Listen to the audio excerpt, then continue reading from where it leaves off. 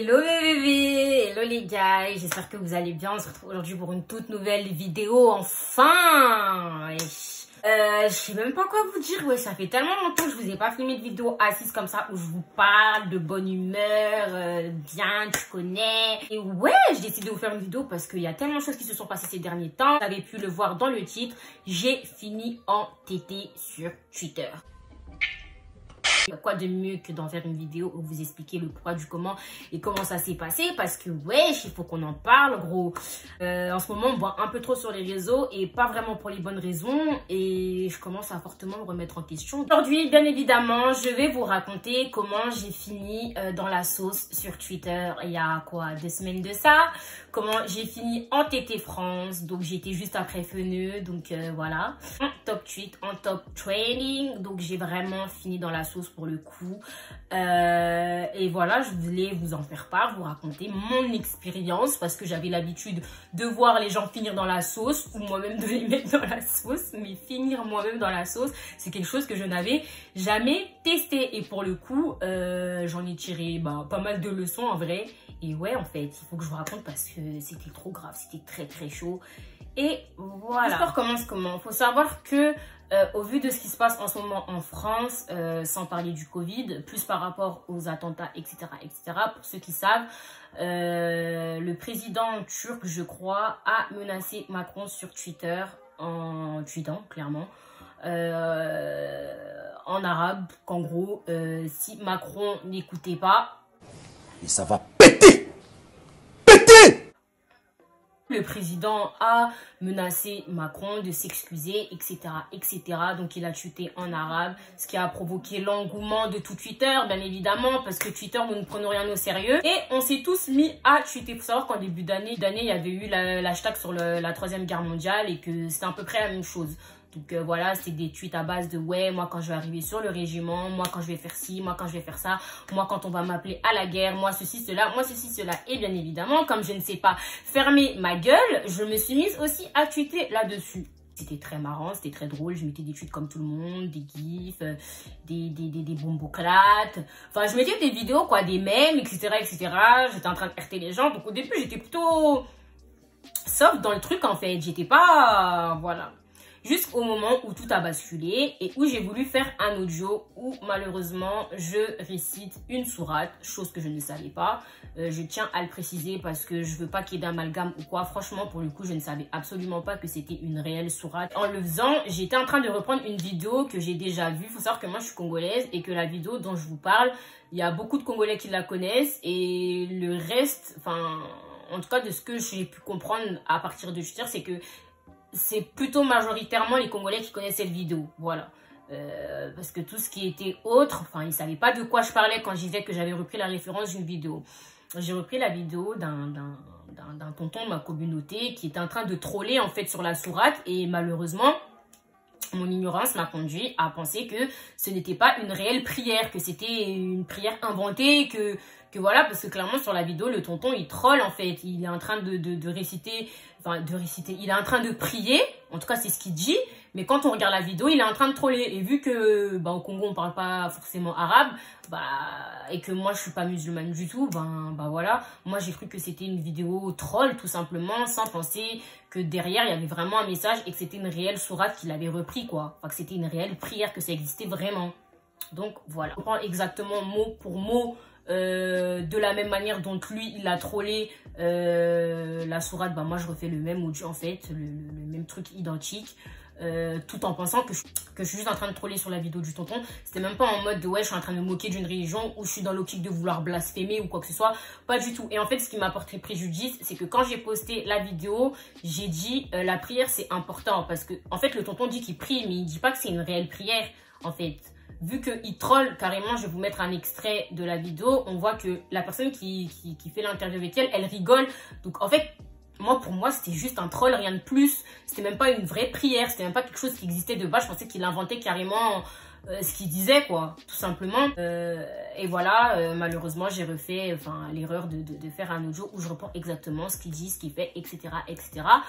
Et en tweetant, la prière, c'est important. Moi, sur Twitter, ma TL, donc c'est ma communauté Twitter, est littéralement composée de Congolais qui ont la référence de la vidéo. Donc au début, je vois que tout le monde rigole, tout le monde me cite, tout le monde RT le truc. Enfin, en tout cas, les gens de ma TL et aux alentours, ils rigolent. Vous voyez, donc c'est des XPTDR, des LOL, des MDR, LFOL, etc., etc. Enfin, j'ai l'habitude, quoi. J'ai beaucoup de notifications sur Twitter. Donc, j'ai l'habitude de recevoir pas mal de notifs. Et puis, on passe de ça à supprime. T'es sérieuse quand tu blasphèmes? Supprime. Donc, moi, au début, je suis dans la compréhension. Je suis en mode, mais what the fuck?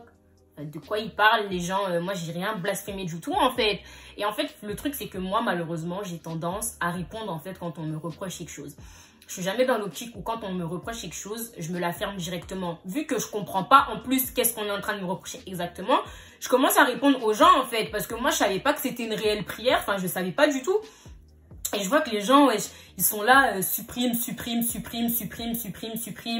T'es sérieuse quand tu fais ça? Et je vois que la vidéo, elle, wesh, toutes les 1 seconde, en fait, elle est retweetée, elle est recitée, elle est nanani, elle est nanana. Et je commence à me dire, wesh. Donc au début, j'ai pas le réflexe, en fait, de supprimer parce que je comprends pas ce que les gens me reprochent. Jusqu'à ce qu'on commence à m'envoyer des messages en privé, donc de personnes de ma TL, qui me disent que, en fait, l'audio que t'as fait, c'est une sourate, en fait. Je sais pas si t'es au courant, mais c'est l'une même des premières sourates du Coran. Et moi, c'est des trucs que je savais pas du tout. Franchement, je suis complètement ignorante à ce sujet-là, donc je connais pas du tout, voilà, pour ma défense, entre guillemets, mais je connais pas du tout. Et là, de là, on commence à m'expliquer que, ouais, gros, c'est une réelle sourate, en fait. T'es sérieuse ou quoi? Donc après, je me dis, en fait, c'est mieux pour moi, je supprime, en fait. Donc je supprime, je change de tweet name parce que j'avais mis une des paroles, en fait, enfin, une des paroles, un truc récité dedans en tweet name. Et tout, et on me dit change ton nom, etc. Et je suis passée de supprime à sale pute, nique ta mère, sale pute, espèce de grosse conne, enfin bref, un tas d'insultes, et ça pleuvait, donc les notifications commencent à arriver par centaines, genre tellement mon téléphone vibrait, je n'arrivais plus à toucher mon téléphone, mais ouais, je comprends pas pourquoi les gens ils sont autant, ouais, en transe, je savais pas en fait. Et je vois que ça commence à prendre une ampleur et tout. Carrément, quand j'ai supprimé, enfin, vous vous doutez bien que sur Twitter, il y en a toujours un qui scream. Donc, il y en avait une, je pense, qui avait fait un enregistrement d'écran et qui a remis le truc en fait, en mode, ouais, sale pute, moi, j'ai pas supprimé, etc. Donc, je commence à me faire insulter, on commence à m'ajouter, on commence à citer mes photos, on commence à me mettre dans la sauce en fait. Donc, c'est passé, ça c'est franchement, en tout, le temps que j'arrive vraiment dans la sauce et que je finisse entêtée, ça a pris peut-être 1 heure. En 1 heure, j'étais dans la sauce entêtée. Donc en 10 minutes, voilà, je commence à avoir un tas de tweets, et ça avait englobé vraiment tout Twitter.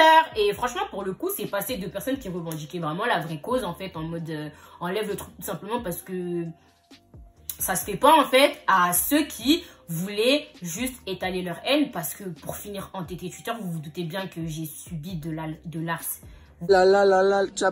j'ai subi de l'harcèlement, parce que c'est vraiment passé de personnes qui revendiquaient voilà, le fait que t'as pas à faire ça, et les personnes qui voulaient juste étaler leur haine, insulter, menacer, et c'est vraiment parti en couille pour le coup.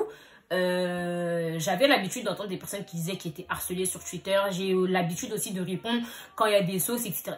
Mais je savais vraiment pas que avoir ou être dans la sauce sur Twitter, ça se passait comme ça. Et je vous jure que je ne souhaite à aucun de mes ennemis d'être dans la sauce sur Twitter parce que c'est vraiment un truc de ouf et c'est super désagréable à vivre. Pour le coup, j'étais pas prête. Donc, bien évidemment, je filme dans la sauce. Tout le monde commence à m'insulter, tout le monde commence à me clasher.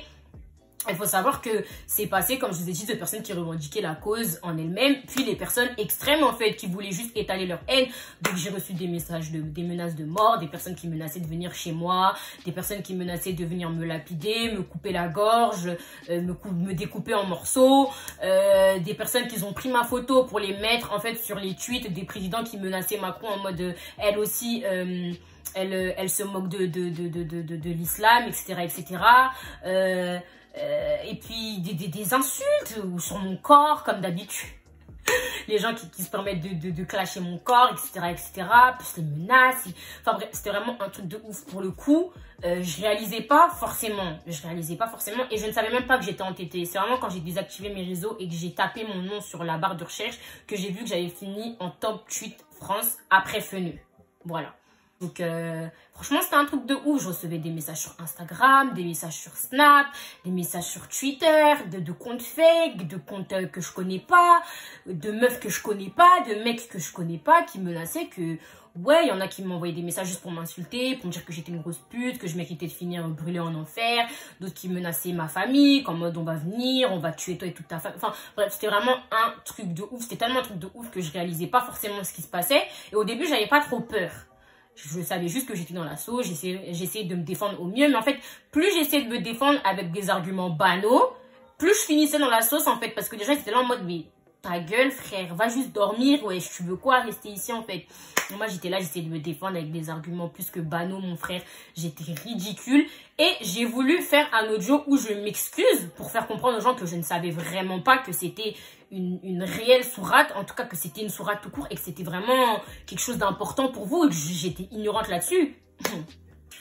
Si vous pensez même que ça va dédonner de quoi que ce soit et ça fait en sorte que les gens puissent me pardonner, ma mère con. Je me suis plus fait lyncher en ayant fait l'audio d'excuses qu'en ayant fait l'audio où je reprends la vidéo du tonton où je récite la sourate. Une sauce, donc too much sauce. Tout le monde m'a mis dans la sauce, que ce soit sur Snap, que ce soit sur Insta, que ce soit sur Twitter. J'étais dans la réelle et vraie sauce de Twitter. Voilà. Et voilà, donc toute la semaine qui a suivi, j'étais dans les stories de plein de meufs que je connais pas, qui en ont profité pour clairement étaler leur haine. J'avais l'impression d'être une meuf des réseaux grave connue, alors que wesh, enfin ok, j'ai des gens qui me suivent, mais je suis pas archi connue non plus. Mais pour le coup, j'étais vraiment dans les stories des gens. Carrément, j'ai dû ajouter une meuf et lui demander si on se connaissait. Parce que j'avais l'impression que je lui devais de l'argent en fait. Elle m'a tellement terminé dans sa story Snap que je me demandais, est-ce que je te dois de l'argent? Est-ce que je t'ai volé ton mec? Parce qu'il n'y a pas à être une haineuse comme ça en fait. Wesh. Et c'est comme si les gens attendaient que je finisse dans la sauce pour pouvoir parler en fait. Et c'est ce qui s'est passé, c'est que les meufs, bah elles ont pété les plombs, elles m'ont mis dans leur story, elles ont rigolé et puis bon quoi, elles m'aiment pas, donc c'est normal qu'elles le fassent. Je fais un peu la même chose aussi avec les personnes que j'apprécie pas. Après de là à harceler, je pense pas, mais bon. Pour le coup, je vais pas trop m'attarder là-dessus parce que, comme vous pouvez le constater, ben ça ne m'a pas tué. Mais ouais, il y a de la haine de partout, des menaces, des insultes, des ceci, des cela. Et au bout d'un moment, mes copines, elles m'ont dit, mais gros, en fait, désactive tes réseaux parce que même au vu de l'actualité et de ce qui se passe en ce moment, c'est chaud pour toi, en fait. Enlève. Donc j'ai supprimé mes réseaux, genre 2-3 jours, histoire que ça se calme. Et c'est là que j'ai vu que j'avais vraiment été dans la sauce, quoi, que wesh, c'était un truc de ouf ce que j'avais vécu. Et ce que j'ai fait, c'est que le lendemain, je suis allée porter plainte, donc sous X, j'ai donné les tweets des personnes qui m'avaient menacé, les arrobases, etc., etc. Et voilà, j'ai fini même dans la story d'une pseudo-influenceuse youtubeuse, bon je sais pas trop comment l'appeler celle-là, mais... À chaque fois qu'elle entend parler de moi, elle se sent obligée d'avoir un commentaire à faire ou à dire. Bon, tant mieux pour elle si ça la rend intéressante. Mais pour le coup, j'ai vraiment réellement été dans la sauce. Et pour le coup, franchement, on est passé de enlève, supprime, pourquoi tu fais ça, à des insultes, puis à des menaces de mort qui ont suivi et qui se sont répétées, et même en continu, parce que quelques jours après, je continue à recevoir quand même des messages sur Snap et tout, et que franchement, c'était vraiment un truc de ouf. Et je l'ai un peu mal vécu, c'est vrai, parce que je me disais, mais c'est pas hyper mal vécu. Après, c'est clair que c'est pas agréable à vivre, donc vous vous doutez bien qu'il y a des moments où, voilà, ça allait pas trop. Mais c'est pas quelque chose, une expérience que j'ai hyper mal vécue. Ça m'a permis de comprendre aussi que, voilà, c'était important d'être cultivée, d'être tout simplement intelligente et de se renseigner sur autre chose sur autre chose, en fait. Parce que moi, personnellement, je sais que je suis croyante, je suis pas musulmane du tout et je connais rien, en fait. Donc c'est important de savoir que dans telle religion, ça se passe comme ça, ou dans telle ethnie, ça se passe comme ça. Enfin, tout simplement pour dire que, en fait, dans la vie, faut vraiment se cultiver pour ne pas être ignorant, parce que même, en fait, le fait d'avoir fait ça, ça a permis aussi à beaucoup de personnes de ma communauté qui connaissaient par exemple cette vidéo de se dire que, ah ben, nous aussi, on savait vraiment pas que c'était une réelle prière. Genre, on connaissait pas, et si on n'aurait pas vu cette meuf dans la sauce, ben, on aurait continué à troller sur la vidéo, parce que la vidéo, c'est vraiment beaucoup de gens qui l'ont mise et qui l'ont remise, et encore sur les réseaux, en fait, tellement on n'en savait rien du tout, en fait. Et pour le coup, c'est vraiment le fait d'avoir été ignorante qui m'a un peu perturbée, parce que je me suis dit que si j'aurais pas été ignorante sur le sujet, ben, j'aurais tout simplement pas fini dans la sauce, parce que je me serais jamais permise tout simplement de faire cet audio. Et voilà, donc j'ai fini dans la sauce, entêtée, après feneux, c'est la honte, franchement j'ai trop honte. Et une fois de plus, ben, je sais pas si je vais me faire lyncher ou quoi, mais je tenais réellement encore à m'excuser auprès des personnes que j'ai réellement blessées en ayant fait cet acte et ce geste, parce que clairement j'avais pas à le faire. Et je vous promets que si j'aurais su, ou que si je connaîtrais tout simplement cette prière là, ben j'en aurais absolument pas fait un audio, j'aurais absolument pas répété la vidéo du tonton. Franchement, tout a été fait dans l'ignorance, et voilà quoi. Après, c'est pas tout le monde qui m'ont mis, voilà, c'est la majorité qui m'ont mis dans la sauce, mais dans une majorité, il y a toujours une minorité, et la minorité, voilà, il y a quand même pas mal de gens aussi qui m'envoyaient des messages pour me dire bah, que écoute, c'est pas ta faute non plus, t'étais pas forcément au courant. À partir du moment où tu t'excuses, ben nous on comprend que voilà, juste la prochaine fois ne le répète pas, le refais pas, et puis voilà. Et clairement c'est une leçon que je retiens, et c'est un truc que je me permettrai plus, parce que enfin, moi, je me rendais pas compte que j'étais suivie. Je suis pas suivie de ouf pour ma part, mais je savais pas que voilà, parce que quand on a mis ma tête, tout le monde savait c'était qui Gigi. C'est venu sous ma chaîne YouTube pour quand même venir commenter, signaler, etc. Comment j'ai fini dans la sauce sur Twitter. Entêtée France, c'est quand même un truc de ouf. Je pensais pas qu'un jour j'allais le faire. Merci à toutes les personnes qui me soutiennent, qui me suivent depuis le début. Je sais que j'ai vraiment pas été régulière ces temps-ci, mais je vais vous filmer un petit chat make-up où je vais vous parler de tout. Je vais me confier sur YouTube, ce que j'en pense, pourquoi j'arrête, pourquoi je reviens, pourquoi. Je vais répondre à toutes vos questions. J'essaierai de vous faire un petit look en même temps, voilà.